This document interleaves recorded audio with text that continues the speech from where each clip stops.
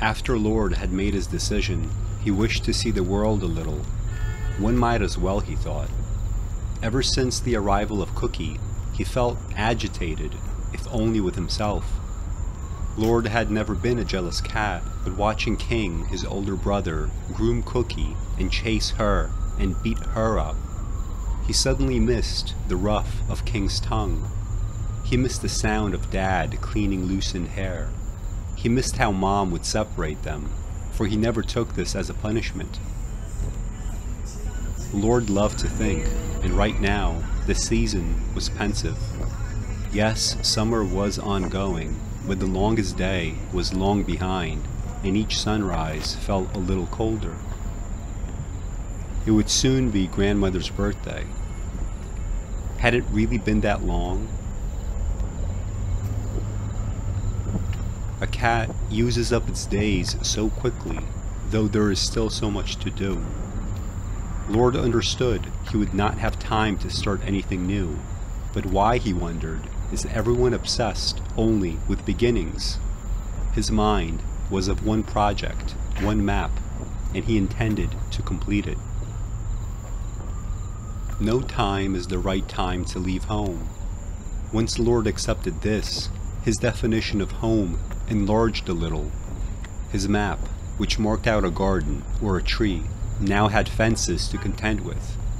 He was too old to jump past them, but wise enough to know that all fences doggedly followed lead to termination.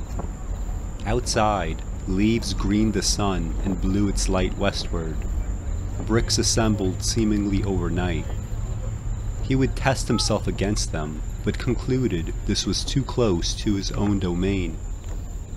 Lord needed to go further. He needed to smell strange dirt, to fend off the black snake, to squeeze through things. But what? A rose bush picked on him. Hot gravel insinuated.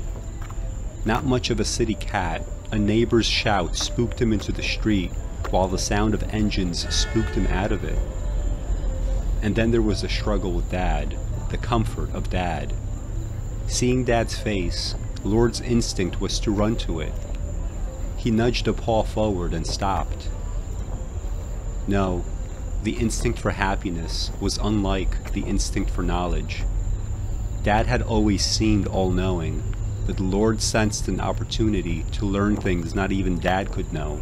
His heart pacing, Lord turned not from Dad, but towards his task.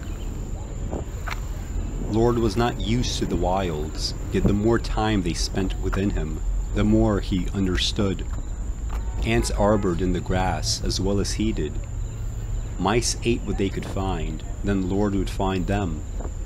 Now that something big was looking for Lord, he felt decisions more acutely. He learned earthworms hid not from humility, but pride.